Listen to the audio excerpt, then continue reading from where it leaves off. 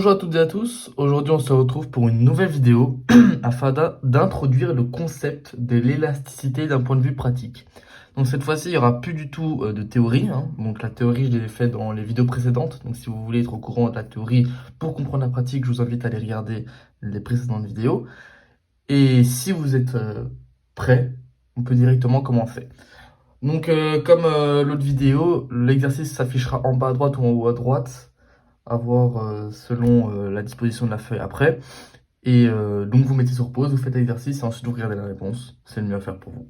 Alors dans le premier exercice, on nous dit qu'un fabricant de meubles vend chaque année en moyenne 1200 canapés. Donc on a déjà les quantités, d'accord? On a quantité égale 1200.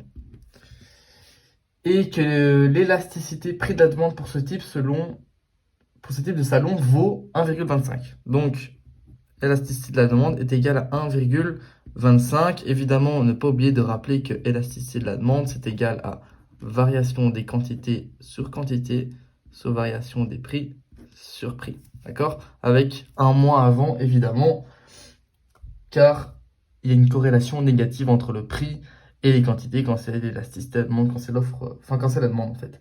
Alors, combien de canapés ce fabricant peut-il espérer vendre s'il hausse ses prix de 3%? Donc en nous disant ceci, on sait que ça ici, donc la variation des prix, ça, c'est égal à 3%. Hop. Je sais pas pourquoi j'ai fait ça, mais c'est égal à 3%, d'accord? Du coup, on a une inconnue, c'est la variation des quantités, d'accord? Parce qu'on a élasticité de la demande et variation des prix. Du coup, on peut renoter ça de cette façon, plus simple. Hop. On peut renoter que 1,25, donc l'élasticité de la demande, ça, est égal, donc je fais que remplacer là. On va remplacer ça par un x. On va remplacer ça par x, donc moins x, sur 3%. D'accord? Comment on fait dans ce cas-ci? On va en fait isoler x. Pour isoler x, je fais 1,25 fois 3%, parce que c'est x divisé, donc je fais fois là pour annuler ça. Ça, c'est de l'algèbre, vous connaissez. Du coup, si je fais ça, ça nous donne quoi? Ça nous donne 3,75. 3,75%, pas oublier le pourcent, est égal à moins x. Ensuite, je mets le moins à gauche pour vraiment isoler x totalement. Moins 3,75% est égal à x.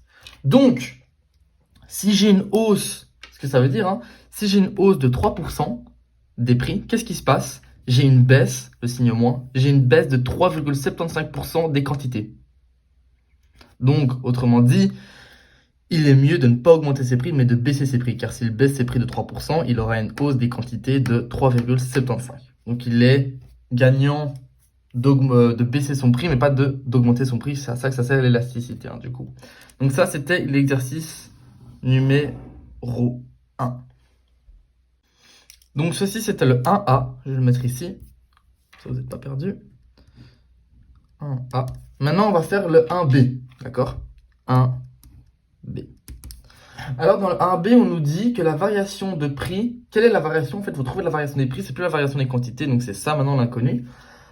Qu'il devrait opérer si ce fabricant veut porter ses ventes annuelles de 1320 canapés.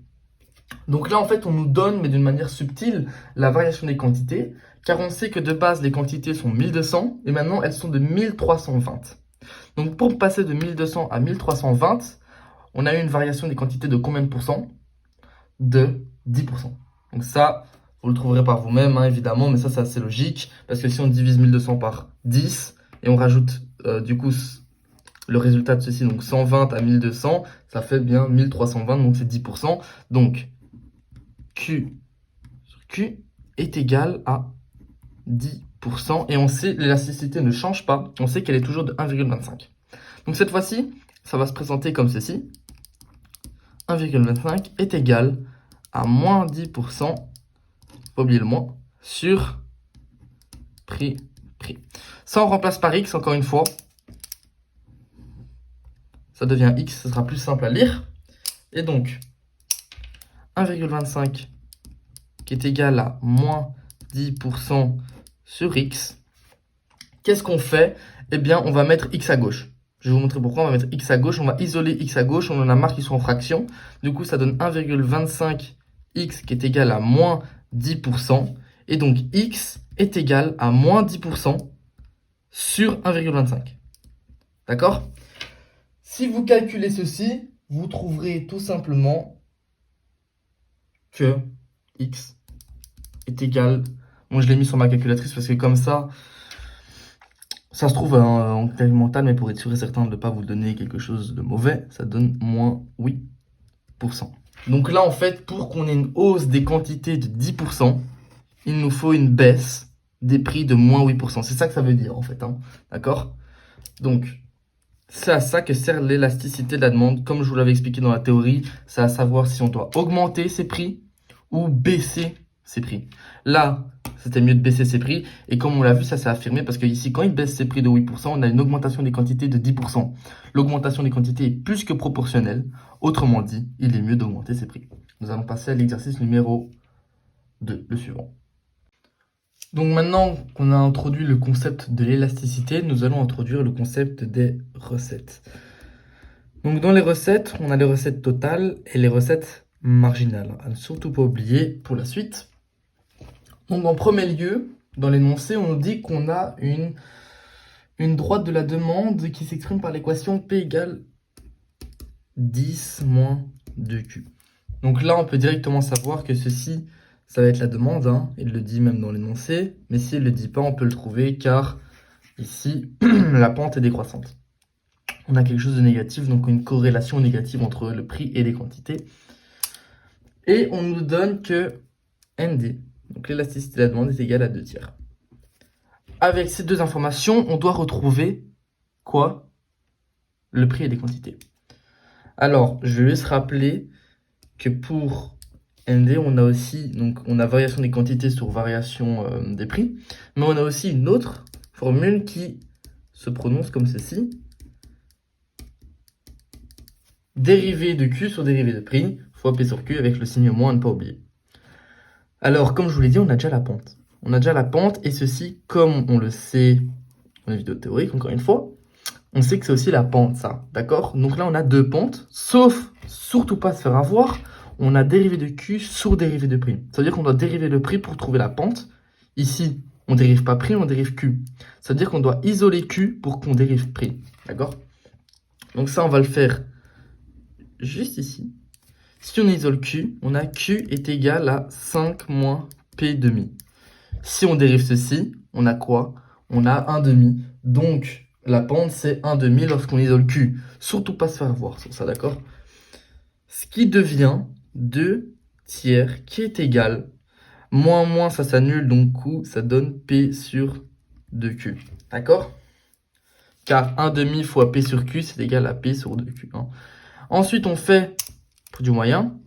Donc ça fois ça. Ce qui est égal à 4Q qui est égal à 3P. Et donc, ceci devient, si on isole Q ou prix, hein, là on va isoler Q, ça va être plus simple. Q est égal à 3P sur 4. D'accord? Là, on a Q qui est égal à ceci. On a encore une inconnue, sauf que maintenant, si on remplace ceci dans l'équation ici de la demande, on n'aura qu'une inconnue à trouver. C'est ce qu'on va faire maintenant d'ailleurs. Donc ici, on remplace, ce qui va nous donner P est égal à 10 moins 2 fois 3P sur 4. Ici, c'est ce qu'on a remplacé du coup. Ici, qu'est-ce que ça devient? Du coup, P qui est égal à 10 moins 6P sur 4. Maintenant, ça, on va le mettre à gauche. Et on va mettre sur le même dénominateur, donc 4P sur 4. Parce que si maintenant on enlève les 2 4, ça devient P. Hein, ça, vous le savez faire. Plus 6P sur 4 qui est égal à 10. Avec ceci, on sait que P est égal à donc 10P sur 4. 40, 40 divisé par 10, 4. P est égal à 4.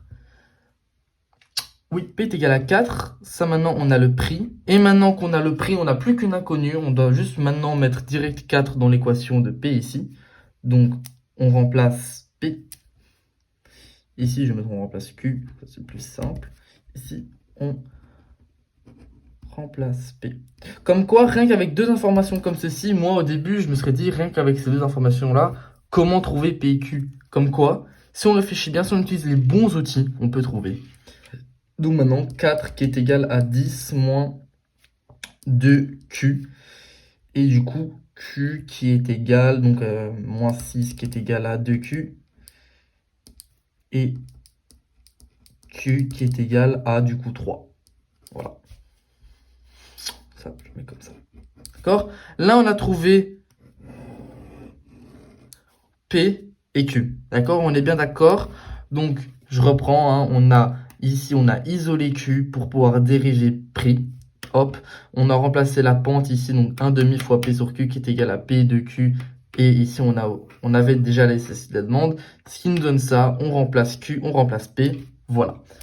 Maintenant, on a le deuxième énoncé qui nous demande est-ce qu'il a maximisé ses recettes totales. Déjà, recette totale, c'est quoi? C'est prix fois Q. D'accord? Q fois Q, qui est égal, ici on a le prix qui est égal à 10 moins 2Q, fois Q. Donc ça, c'est totalement égal à ça. Hein. Ce qui est égal à 10Q moins 4Q au carré. Je vous avais dit quoi lors de la deuxième vidéo théorique, il me semble. De toute façon, je mettrai un petit symbole d'information où je mettrai directement le graphique. Ça, si on remplace en GeoGebra, ça nous donne quoi? Ça nous donne quelque chose de ce style. Voilà. Et ça, c'était quoi? C'était bien le graphique des recettes totales. D'accord? Donc là, on a refait le graphique des recettes totales avec ici élasticité qui est égale à 1, mais aussi RM qui est égal à 0. À surtout pas oublier que RM est égal à 0 dans ce cas-ci, car la pente de RM est égale à 0. Enfin, n'est pas égal. En ce point-ci, RM est égal à 0 car la pente est complètement horizontale. Voilà. Comment on fait pour trouver RM maintenant? RM, c'est tout simplement égal à la dérivée de RT sur dérivée de Q, qui est donc égal, il suffit de dériver Q ici. Hein. Vous voyez, avant on devait dériver prix, maintenant on doit dériver Q, donc là on ne doit rien changer, on ne doit pas isoler, et donc c'est égal à 10 moins 4Q, qui est égal à l'équation de recette marginale, mais recette marginale doit être égale à quoi? RM doit être égal à 0. Donc, 10 moins 4Q égale à 0. Q doit être égal à quoi pour que RM est égal à 0? Q doit être égal à 5 demi. Ici, on peut directement répondre à la question. Est-ce que les recettes totales sont effectivement maximales? Pas du tout. Pas du tout. Pour que le recette total soit maximal, il faut que les quantités soient égales à 5 demi et donc que le prix soit égal à 5. Il suffit de remplacer du coup dans l'équation de la demande Q par 5 demi et on trouve bien que P est égal à 5. Voilà pour les recettes. Donc, maintenant que nous avons parlé des recettes et du concept de l'élasticité, nous allons parler des taxes. Taxes qui est très important car comme je l'avais fait dans la dernière vidéo, hein, à regarder évidemment, c'est qu'il y a une grosse différence entre celui qui paye physiquement. Là, on peut voir que d'ailleurs c'est payé physiquement par l'acheteur, mais la charge économique qui subit réellement la taxe. Alors là, on va voir un exemple très, très intéressant pour cet exercice. D'abord, on a que P est égal à 10 moins Q et que prix est égal à 2Q plus 1. Donc là, ici, on a l'offre avec la pente positive et ici, la demande avec une pente négative. Si on trace ça en vite fait, qu'est-ce qu'on a ici? On a l'ordonnée à l'origine qui est de 10, quelque chose qui ressemble à ça. Et ici, on a 2, ici, hop, on a quelque chose comme ça. D'accord? On nous demande en A de trouver le prix et les quantités d'équilibre. Ça, vous le savez, hein, c'est 10 moins Q qui est là, 2Q plus 1. Du coup, Q qui est égal à 3, dans ce cas-ci, et prix qui est égal à 7. Ça, c'est vite fait maintenant pour nous. Hein. Du coup, maintenant qu'on sait que pi est ici, Q est à 20, on a quelque chose comme ceci. Voilà. Donc là, on a trouvé le prix et les quantités d'équilibre. Sauf que l'État décide d'instaurer une taxe unitaire de 3 € payable par l'acheteur. Qu'est-ce qui se passe du coup? C'est sûr que la demande va diminuer, car il sait qu'il devra à l'avance payer une taxe en plus. Du coup, imaginons que j'adore les MMMs et je devrais payer une taxe sur les MMMs, ma demande va diminuer en MMMs. Du coup, on va passer quelque chose comme ça. Voilà, hop. Avec ça, qui est l'espace de la taxe, hein. D'accord? Donc, déterminer après l'instauration de la taxe la nouvelle courbe de demande qui s'exprimera sous la forme de D est égal à PV qui est égal à A moins BQ. Ok. Donc, on sait que le prix d'achat est égal à PV plus la taxe et le prix de vente est égal à PA moins la taxe. D'accord? Le prix d'achat, ça va être la demande ici. D'accord? Pour trouver la demande, qu'est-ce qu'on va faire? Pour trouver le prix de vente, excusez-moi, qu'est-ce qu'on va faire? On va faire PA. PA, c'est égal à 10 moins Q, moins la taxe qui est de combien d'euros? De 3. Et donc, la nouvelle demande hein, est égale à P, qui est égal à 7 moins Q. Original, car maintenant l'ordonnée à l'origine se trouve à 7. Je l'avais prévu évidemment. Se trouve à 7, du coup, elle se trouve en fait à l'ancien prix d'équilibre. D'accord? Du coup, on a une nouvelle demande qui se trouve comme ça et une offre qui se trouve ici. Donc, les prix ont diminué et les quantités ont diminué. D'accord? Les quantités ont diminué, excusez-moi, hop. Les quantités ont diminué, les prix ont... Ah, ok, ça va. Donc, on a trouvé 7 moins Q, c'est la nouvelle équation de la demande. Et l'équation de l'offre, elle n'a pas changé, car on peut voir que l'offre n'a pas changé, hein, c'est toujours la même. Du coup, offre qui est égale à P qui est égal à 2Q plus 1. PA, le prix d'équilibre, taxe comprise payée par l'acheteur. PV, il faut trouver donc PA et PV. D'accord? Qu'est-ce qu'on va faire? On va d'abord égaliser ces deux choses pour trouver le prix d'équilibre et la nouvelle quantité d'équilibre. Donc, égaliser. Tac. 7 moins Q qui est égal à 2Q plus 1. Q qui est égal à 8, 3... Excusez-moi, je me trompe. Donc, 3Q. Tout moins 3Q qui est égal à 1 moins 7. C'est bien ça? Il me semble bien. 3Q qui est égal donc à moins 6, moins 3. Hop, on annule. Q qui est égal à 2. Alors, on a que Q est égal à 2 maintenant. Donc, les nouvelles quantités d'équilibre sont à 2. Et le prix, lui, il est à, si on remplace ici, à 5. Prix est égal à 5. Donc ça, c'est le nouveau prix. Nouveau, et là, ancien. Ici, donc, 5. Bon, ça, c'est pas très clair, vous le ferez chez vous. Ça, c'est un truc pour nous aider au début, donc savoir que c'est la demande qui baisse et du coup, l'offre ne change pas, etc. Là, on a le prix d'équilibre. Prix d'équilibre, ici, on sait que c'est prix de vente. Hein. Si on regarde la vidéo de la théorie, on sait que PV, c'est le prix de vente ici, dans ce cas-ci, car c'est la demande qui diminue. D'accord? Donc, PV est égal à 5. Et on sait que PA, c'est PV plus la taxe. Du coup, PA est égal à 8. On monte ici et c'est égal à 8. D'accord? Les quantités changées à l'équilibre et les recettes générées par la taxe. Les recettes générées par la taxe, c'est très simple. On prend, comme je vous l'avais dit, les quantités fois la taxe. Donc, RT, on va le mettre ici. Recette totale de la taxe qui est égale à P fois Q. Et donc, on sait que prix est égal à 3 fois Q, les quantités, c'est 2, qui est égal à 6. D'accord? Alors, pour trouver la charge, maintenant, c'est ça le plus intéressant selon moi, c'est qu'il y a une... Donc là, on aurait pu se dire que celui qui paye physiquement va tout supporter, mais pas du tout. Parce que si on regarde la charge, comme je vous l'avais dit, pour trouver la charge de l'acheteur, on fait PA moins PE, le prix d'équilibre ancien, donc 7, fois Q, les nouvelles quantités. Et vendeur,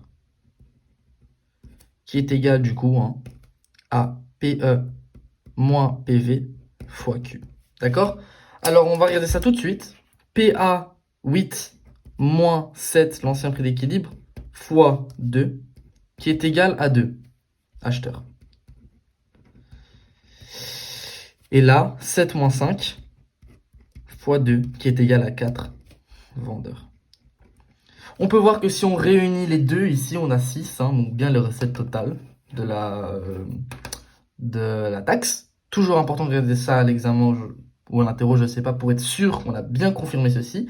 Et on peut voir que dans ce cas-ci, la charge économique de l'acheteur est plus petite que la charge économique du vendeur, bien que ce soit le vendeur qui paye, bien que ce soit l'acheteur qui paye physiquement la taxe. Voici un exemple très important à connaître. Savoir le faire, s'entraîner avec plusieurs exercices que je vais mettre en description. Ne vous inquiétez pas, comme ça vous pouvez en faire plus. Et voici. J'espère que vous aurez bien aimé cette vidéo, que vous aurez appris plein de choses.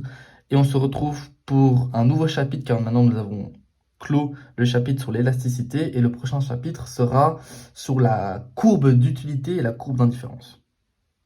N'hésitez pas à vous abonner et à lâcher un pouce bleu.